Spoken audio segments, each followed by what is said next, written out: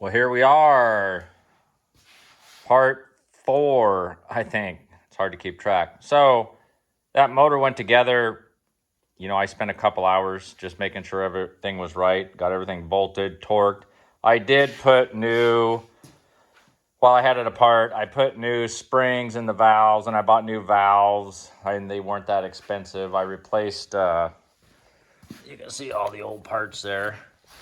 So basically, this bearing, it got new bearings, new seals, new piston, new rings, new valve springs. The only thing I didn't buy was freaking push rods. I had one push rod that was a little bent. I just laid it on the table and rolled it and give it a quick slap to straighten it out.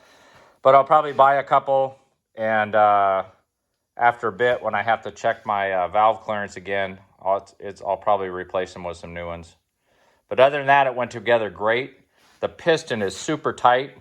So I'm pretty sure the reason I was smoking in the first place was, one, I blew the rings and the stock piston was really loose in that cylinder right there. So it's just probably got so many hours that the cylinder had washed.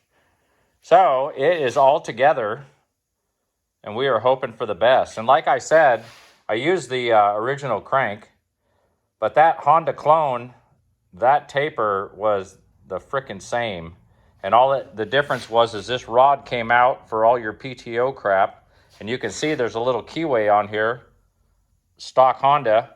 So I think all Honda did was just chop that goddamn end off. I really think, you'd have to do your own research, but I think you can buy a clone bottom end and put all this crap on there, put it back together, and I bet it would work. You'd have to get one and do some measuring, or either that, or you could damn near buy anything with a Honda clone motor in it, as long as it's a GX 200 196cc, and I think you could rebuild one of these generators. So if you got old Honda 3000 laying around that's not working, and as long as you're halfway mechanical, this crap ain't that hard. You only need like a 10, a 12, and some screwdrivers to get the whole thing apart. That was my next adventure, because it took me roughly, a couple hours to take this whole thing apart, not even knowing what I was doing. And now I just got a big old box of parts, and I got this contraption I got to put back together. So 2 hours to take it apart. Probably take me forever to put it back together, but I'm going to just start putting it back piece by piece and go from there. The only other thing I wanted to say, the reason Hondas are worth so much money and the reason they work so well, if you look at the stator is really huge, lots of magnets. And if you look at the stator, there's 4 pickups, where most of your old generators only had 2. And so what happens is those old ones have to spin at 3,600 RPMs because you have 2. These Honda have 4, so a Honda could run at 1,800 and put out the same power. So when you put it in econo mode, they're lower idle, they're quieter compared to the old generators that just are running balls out, screaming. So you're paying the extra money for the electronics rather than buying just a cheesy 2-pole generator.